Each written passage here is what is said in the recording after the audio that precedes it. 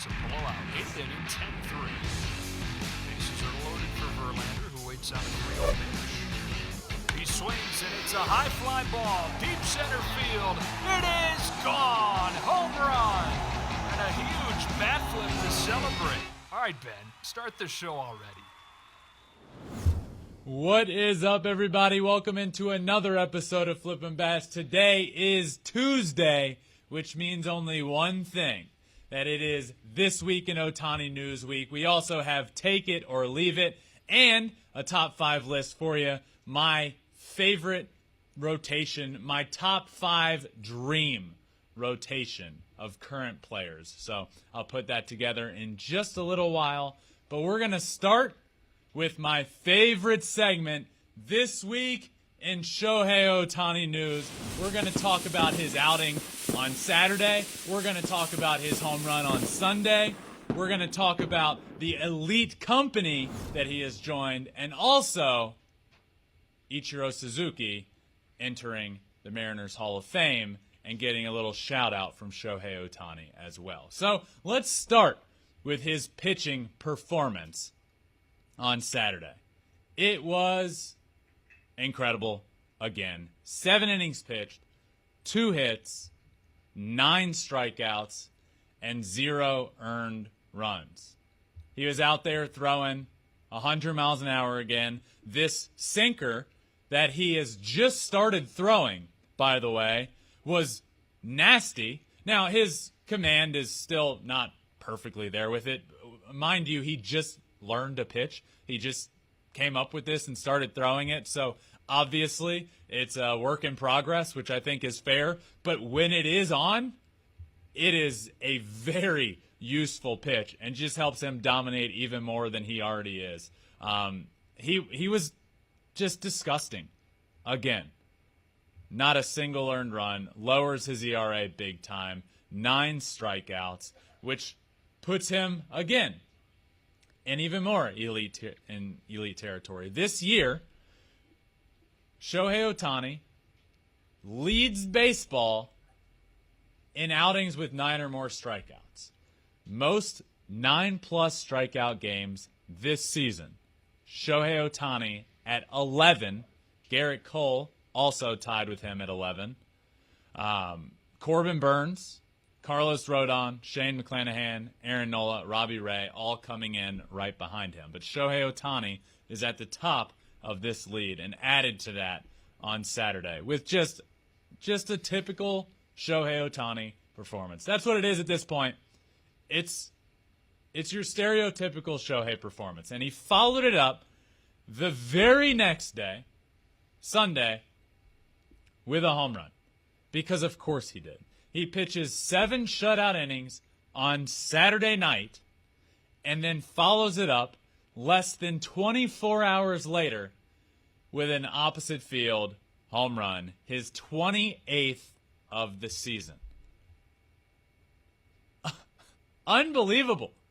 I continue to not have the words to describe what we are seeing here, but it is special. It is magical. 28th home run on Sunday. That's what he did over the weekend. Saturday, dominant outing. Sunday, 28th home run on the year.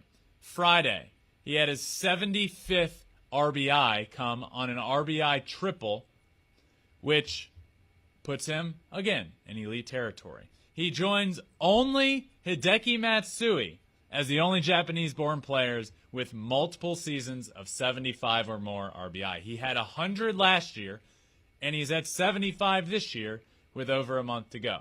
So he did this in back-to-back years. He became the only Japanese-born player other than Hideki Matsui with 2 or more seasons of 75 or more home runs. Truly unbelievable. Trent Russ tweeted this.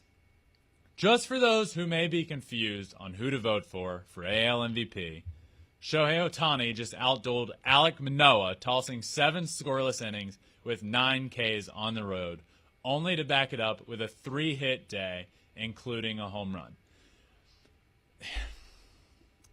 Listen to me. I could go on about this AL MVP discussion for many hours, and I'm sure there will be more days where I bring it up. But for right now, I want to say this. I don't care.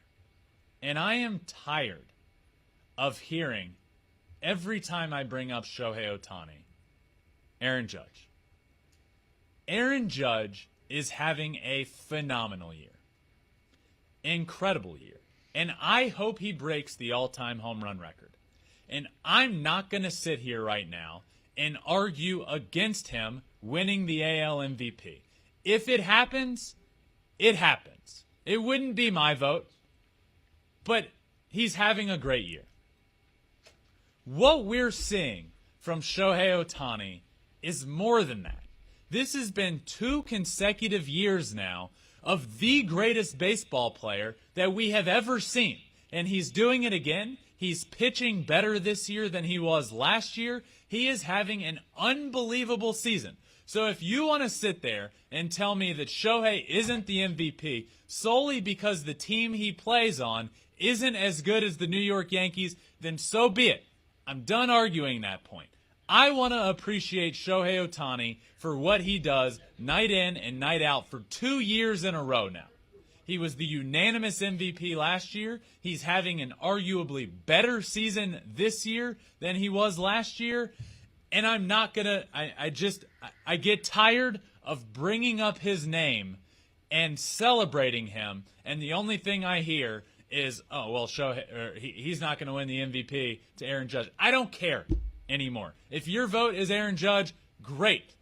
Mine would be Shohei Ohtani for what he's done now 2 years in a row. It is special. It is magical. It is the greatest 2 years we have seen in the history of Major League Baseball, and I will continue to celebrate that for as long as I can. That's what I'm going to do. He deserves it. That's how good he is. I just get blown away. This weekend was just less than 24 hours after throwing 7 shutout innings. He hits an opposite field home run and has 3 hits, and he outdueled Alek Manoah on the weekend. Unbelievable. Also a part of that outing, he now has the most innings pitched for the Angels as well as the most plate appearances. Most innings pitched, most plate appearances. That's the first time that this has happened since 1876. 1876, when Jim Devlin did it for the old Louisville Grays. That's pretty special. And he's always doing things like that. Leads the team in innings pitched and plate appearances. That is pretty cool. But also over the weekend, a little bit different here, a little change of pace, because this happened up in Seattle with Ichiro Suzuki. Shohei Ohtani was part of the celebration video that was shown for Ichiro as he was getting inducted into the Seattle Mariners Hall of Fame. Only the 10th member of the Seattle Mariners Hall of Fame, which is really cool and really special. But I was able to watch that game and to see that video, and it was really cool seeing Shohei popped up. Mike Trout was there as well. Pujols was in it as well. So just to see it, just to see Shohei Ohtani be part of that, knowing Ichiro's one of his idols growing up. How could he not be? I wanted to be like Ichiro. Ichiro's incredible. He would be if you combine all of his hits in the United States and all of his hits in Japan. He would be the all-time hits leader in the record books, passing Pete Rose. He still holds the MLB record for hits in a single season, by the way, 262 hits in 2004. So Ichiro Suzuki, 10th member of the Mariners Hall of Fame, 10-time All-Star, 2001 AL MVP. He's a 2-time AL batting champion, a 10-time Gold Glove Award winner. Ichiro Suzuki, when you look back in baseball, there's not many guys that you can just call by one name and you know exactly who they're talking about. In fact, he even had his one name on the back of his jersey. It's just and always will be Ichiro. So congratulations to Ichiro for getting inducted into the Mariners Hall of Fame. What an incredible career. He had 10 career 200-plus hit season, which ties with Pete Rose for the most in MLB history. He's also the only player in MLB history to record 10 straight 200-plus hit seasons. He did it 10 years in a row. That is unbelievable. He's the Mariners' all-time hits leader, all-time triples leader, all-time stolen base leader, and he is one of 7 players in MLB history with 3,000 or more hits, 500 or more stolen bases. One of only 7. That is pretty special. Ichiro is a very special player. It was really well done. The entire ceremony was so cool. King Griffey Jr. was on hand. Ichiro, in his speech, said, "One of the highlights of my career, when I look back, is being able to call King Griffey Jr. a teammate." The entire ceremony was so cool, a special ceremony. Shohei Ohtani was involved as well in the video, and just really special from start to finish. So the exact Ichiro quote on Griffey: "He was my idol even before I came to America. Yes, he's a jokester, but for me, he's also a true professional. He helped me in more ways than I can express. Being his teammate is truly one of my career highlights." Really cool, really special for Ichiro. Congratulations to him. Another fantastic week for Shohei Ohtani. He continues to prove that he is the greatest baseball player we may have ever seen. That's how special he is. And that does it for this week's edition of This Week in Shohei Ohtani News. Let's move on now to some Take It or Leave It. I'm going to bring Producer Taylor back out. Producer Taylor, it has been a while, my friend. I haven't been able to do episodes with you much because we weren't very close in proximity, in case you haven't heard. But I am back. We are back in studio, and the band is back together, my friend. Yeah, look at us, huh? Look at us. Back together Who would for have what thought? some people are calling their second favorite segment behind This Week in Shohei Ohtani News. It's on the internet. That's Some what they're people saying. are saying that. But Yes. let's All right, what do get you got for to me it. today? All right, yeah, we kind of talked about it in Monday's show. The Yankees kind of skidding a little bit, rough patch. Nasty Nestor on the IL, so things are kind of hitting there. They've had a rough patch too, getting to the ALCS. They've only been twice in the past decade. So, the question is, the Yankees will advance past the ALDS. Take it or leave it.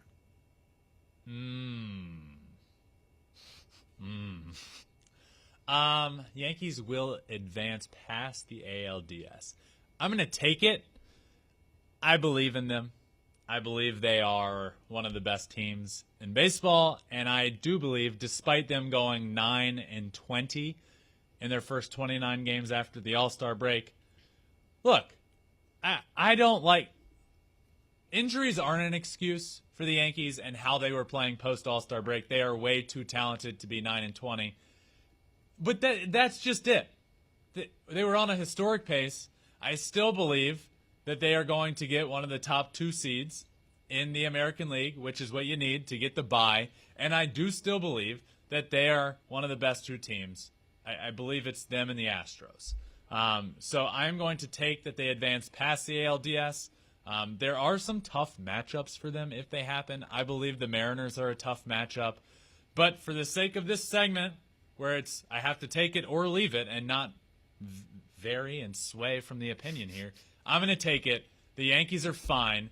They're not as good as they were at the beginning of the year, and they are a lot better than they are and were playing after the All-Star break. It's somewhere in the middle, and that middle ground is a fantastic baseball team, which is what the Yankees are. I am taking that they make it past the ALDS.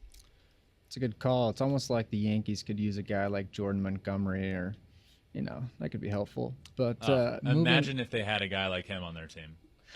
Moving on, staying in the AL East, one of the most exciting baseball teams we got, the Baltimore Orioles. They're about 2 games out of the wild card. So, the question is, the Baltimore Orioles will make the playoffs. Take it or leave it. I like that you asked me this. I don't like the answer I'm going to give. I can tell you that right now. I'm going to give you an answer, and I'm not going to like it. My answer is I'm going to leave it. I don't think they make the playoffs. I want them to? What they have been doing is incredible. The run that they have been on, there's some magic happening in Birdland right now. But along to your point, imagine if the Yankees had Jordan Montgomery. Imagine if the Orioles had like a Trey Mancini or a Jorge Lopez. Oh, man. That reason right there is why I'm so disappointed in their trade deadline. People, look, did I want them to be buyers at this trade deadline? Well, I don't know. I'm on the fence there. But did I want them to get rid of Trey Mancini and Jorge Lopez? No, absolutely not. So I guess along to that point, yes, they should have been buyers. They're ready. They're close. The future is starting to get here. I'm not even going to say the future is now, but it's starting to get here.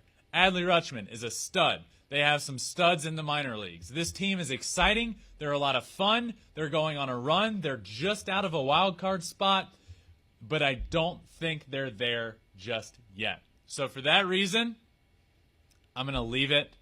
I think there's 3 other teams in the American League that are going to grab a spot ahead of them. Yeah, who would have thought? Who would have thought if Trey Mancini could have been some of help to those Orioles? But we're going from the AL to the NL, talking NL Cy Young. Sandy Alcantara has been dominating all year. Had a rough couple of games, bounced back, shoved against the Dodgers. It's kind of him, Tony G. There's some other guys in there. But the question is, Sandy Alcantara will win the NL Cy Young race. Take it or leave it. So I never want to say that something like is solidified in August when there's still a month to go. But that start against the Dodgers sure felt like it wrapped up the Cy Young Award for Sandy Alcantara. It was dominant.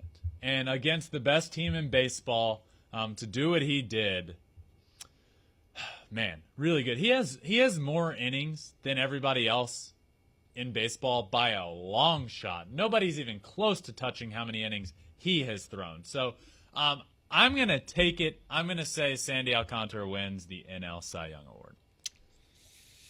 Yeah, I think it's his to lose for sure. The innings thing is just bananas. Complete games is ridiculous. But moving on, I know you're a big card guy. Recently, Mickey Mantle baseball card sold for $12.6 million. That is a lot of dollars. The question is it worth it? And are you taking it or leaving it? Well, that's a good question. And the card game in baseball, just the card game in general, I think around all sports, has just gone to astronomical heights of late. And the most recent example is this pristine Mickey Mantle card going for $12.6 million. Now, I'm gonna take it. Now, I'm not going to take it because I don't have $12.6 million to take it. But I'm going to take that this card went for $12.6 million. This is, when you look at iconic baseball cards, my mind goes to the Honus Wagner card and this Mickey Mantle card. And the card game is blossoming. It's gone insane. We recently saw like a card of LeBron James go for something ridiculous. I can't give you the price there, but it was a card. It had a piece of every jersey from every team he's playing on. So it was a Cavs, Heat, and Lakers, all a piece of a jersey, all on the same card that was signed. It went for a ridiculous amount of money. This is so cool. So I don't have the money to take it, but I'm going to take it in theory. How's that? Yeah, I wish I had $12.6 million to buy anything, let alone a baseball card. But I got a Ken Griffey Jr. rookie card. I got a Nolan Ryan rookie card laying around, but we'll hold on to that retirement plan. If I did have $12.6 million, I don't know if the first thing I buy would be a Mickey Mantle baseball card. But let's say I had $1 billion. Then I would buy that Mickey Mantle card. I think it'd be cool. It's chump change. All right, Ben, that does it for Take It or Leave It. We're going to head on to something that you've been concocting. It's your top 5 dream rotation. What do you got? Yes, something that I have been concocting. My dream rotation. Now, this is going to be amongst current pitchers. So, the Nolan Ryans, the Bob Gibsons, the Sandy Koufaxes of the world. They're not going to be in this, but for another time that will be. This is current pitchers. And the number 5 in my rotation is Corbin Burnes, the NL Cy Young Award winner last year. He's been phenomenal this year. Also, Flippin Bats, friend of the pod. Look, he's dominant. Imagine having him as a number 5 in a rotation. That'd be pretty cool. He throws 97, 98 mile an hour cut pieces. He's disgusting. He's so good. And over the last few years, he's been one of the best pitchers in all of baseball. So I have him at number 5. Moving on to number 4 in my rotation. From the New York Yankees, Garrett Cole. Garrett Cole is nasty. Since he, with the Astros, he was dominant, comes over to New York, has been dominant. Obviously, going with a Garrett Cole in my dream rotation. I know him well. He's a fantastic human being, a great dude. So maybe that plays a part in it. And if it doesn't play a part in your dream rotation, then you don't have to have him. But in my dream rotation, I'm having Garrett Cole because, 1, he's a great pitcher, and 2, he's a great person. And that's why he's at number 4 on my starting rotation. Let's move on to number 3. At number 3, I have Shohei Ohtani because of course I do. He is fantastic. He has Cy Young caliber stuff. Do I think Shohei wins the Cy Young Award this year? No. I want that to be my brother. But do I think Shohei can win one in the future? Absolutely. Shohei has been dominant all year long. He's been striking out so many guys. His ERA is minuscule this year. Nobody has more 9 or more strikeout games this year than Shohei Ohtani does. He's also just inventing pitches on the fly. He's never really thrown a sinker, but in the last couple of starts, he's found one, and he just started throwing it, and it's in the upper 90s still, and it's moving all over the place. Is it perfect yet? No. It's a work in progress, but the fact that he just pulls this out of nowhere and implements it into his arsenal and continues to dominate is really cool. And Shohei Ohtani is here at number 3 because, 1, he's a great pitcher, and 2, I'm his biggest fan, and I want him here. So, there. Moving on to number 2, I have Jacob deGrom. Jacob deGrom is back. He is pitching. He is pitching well. He's disgusting. When he is healthy and he is right, there is no better pitcher on the planet. That's how good he is. He throws upwards of 100. He sits 100. He has a slider that's 94 miles an hour. He is disgusting. And I will reiterate, when healthy, it's unlike anything that we have ever seen. The stretch that he has been on, if you just look at the last few years and put it all together, he is dominant. And there was a chance last year, if he continued on the stretch he was, which obviously he wasn't, but he was on pace to break Bob Gibson's all-time ERA in a single season record. We could have been looking at a pitcher MVP last year if deGrom stayed healthy. That's just how dominant he is. And now he's back and healthy and looking good again. Jacob deGrom is here at number 2 in my rotation. And at number 1 in my all-time, nope, not all-time, at number 1 in my current dream rotation, it's Justin Verlander. Yes, the obvious plays a factor here. He is my brother, and he's at number 1 in my rotation.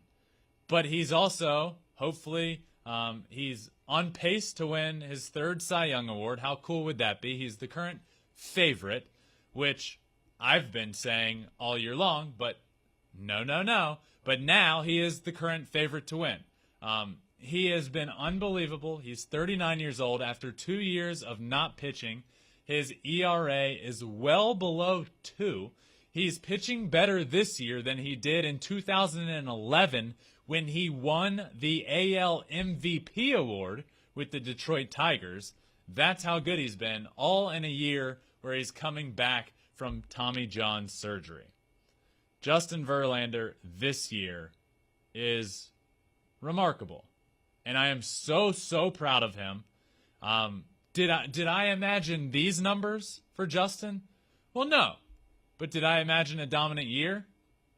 I did. And when I did who I thought would be a top 10 pitcher in baseball this year, that's why Justin made the list. And now here he is.